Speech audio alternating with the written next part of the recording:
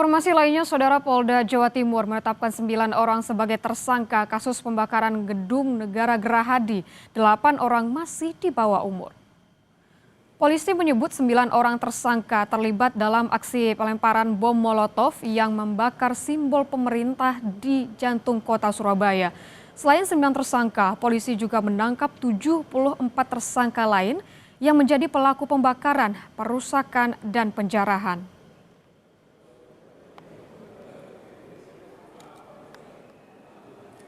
Berperan dalam membuat bom Molotov sebanyak 5 buah. Jadi ada 5 buah bom Molotov yang dibuat oleh pelaku bersama 4 tersangka yang masih di bawah umur. AIP ini juga berdasarkan hasil pemeriksaan diduga sebagai eksekutor pelemparan bom Molotov ke arah gedung Negara Gerahadi. Saudara, sebelumnya 5 September lalu, polisi menetapkan 29 tersangka kasus kerusuhan yang berujung pada perusakan, pembakaran, dan penjarahan di gedung DPRD Kota Makassar dan DPRD Sulawesi Selatan. Dari 29 tersangka, 14 tersangka merupakan pelaku perusakan di DPRD Sulawesi Selatan dan 15 tersangka merupakan pelaku perusakan DPRD Makassar. Sementara itu, Saudara, dari 29 orang yang ditangkap, 6 orang merupakan anak-anak di bawah umur. Selain menangkap pelaku, polisi juga menyita sejumlah barang bukti seperti flash disk yang berisi foto pada saat kejadian dalam HP. Polisi juga masih melakukan pengembangan untuk menangkap pelaku lain termasuk aktor intelektual perusakan gedung DPRD Kota Makassar dan DPRD Sulawesi Selatan.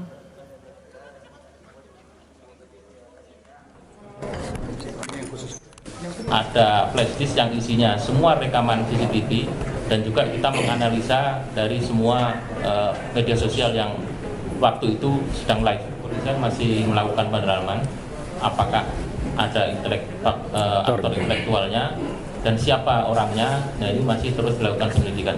Jadi tidak berhenti di sini, pihak kepolisian masih melakukan penyelidikan dan nanti kalau memang itu bisa dibuktikan nanti akan kita sampaikan kembali. Pada 5 September lalu juga di Jakarta, Saudara, Satreskrim Polres Metro Jakarta Utara menangkap 70 orang pelaku penyerangan kantor Polres Metro Jakarta Utara pada Sabtu malam.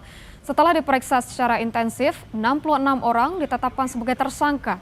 Tersangka berperan melempari petugas dengan benda tumpul dan petasan, serta merusak sejumlah fasilitas kantor Polres Metro Jakarta Utara.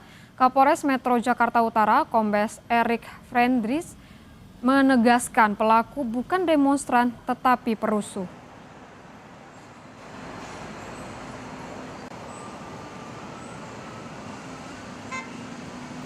Menetapkan 66 tersangka yang kami tahan.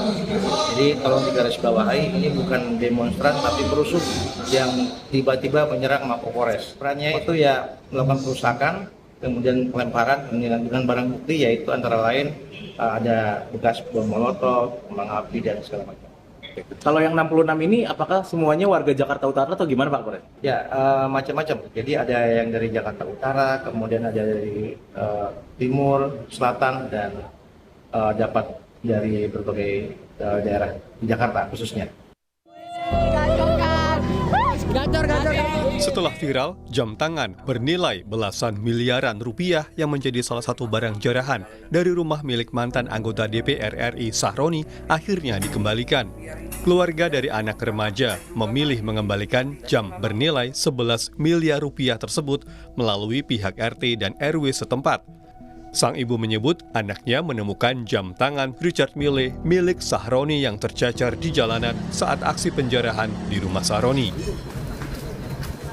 Dia ngambil beberapa barang dan barang itu terjatuh dan dia ambil aja. Waktu itu dia menemukan tasbih dan jam tangan itu. Di RT saya minta koordinasi juga sama RW, saya mau mengembalikan.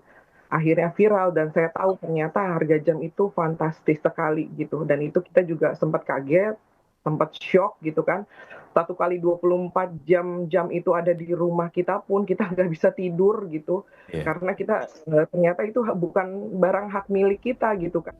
Sementara mantan anggota DPR yang juga selebritas Surya Utama atau Uya Kuya mengaku telah mendapatkan beberapa kucing yang sempat hilang dalam aksi penjarahan yang dilakukan massa di rumahnya. Uya Kuya juga sempat berkoordinasi dengan pihak RT dan RW di rumahnya untuk membantu jika ada mengimbau kepada warga yang menemukan kucing miliknya yang masih belum kembali. Tak hanya kucing, polisi juga mengumpulkan sejumlah barang yang dijarah dari rumah Uya Kuya. Polisi juga sudah menangkap sejumlah pelaku penjarahan rumah Uya Kuya. Ini udah ada cari tahu belum sih Mas Rio? Kucing tadi juga ada RT, ibu RT dari tolong karena ini lokasi ibu ini juga tetangga dekat-dekat kita juga nggak jauh. Tadi diimbau bahwa kalau seperti ada kesadaran dari pihak-pihak pelaku yang mengambil, terutama kucing, foto-foto, surat-surat berharga gitu kan ya, segera bisa dikumpulkan informasi ke RT atau ke RW masing-masing. Dan kalau kucing sekarang fokus saya emang urus keluarga saya, mertua saya, ibu saya, karena itu kan tempat tinggal orang tua, mertua saya juga di rumah itu juga, dan urus mencari kucing-kucing saya yang hilang. Polisi juga telah memeriksa sejumlah orang yang diduga terlibat dalam aksi penjarahan rumah Menteri Keuangan Sri Mulyani. Sebelumnya, beberapa pemuda sempat mengembalikan barang ke rumah Menteri Keuangan Sri Mulyani. Mereka mengaku menemukan barang tersebut di jalan. Namun setelah diperiksa, polisi menemukan bukti keduanya terlibat dalam aksi penjarahan rumah Ibu Sri Mulyani. Yang mengaku menemukan barang hasil curian yang dilakukan di kediaman Bu Menteri. Dan dia bercerita bahwa barang itu ditemukan yang kececer di pinggir jalan. Sambil kita mengecek-ngecek video yang viral, sehingga ternyata ada foto mereka berdua. Artinya kedua orang ini tertangkap layar ikut terlibat dalam proses penjarahan malam itu Bang ya? Ya, hasil pemeriksaan yang dilakukan oleh Reskrim pada saat itu memang terbukti ada video yang beredar. Sementara di Kediri, polisi terus mengimbau agar warga mengembalikan sejumlah barang jarahan yang diambil dari Pemkab Kediri, gedung DPRD, hingga Museum Bagawanta Bari.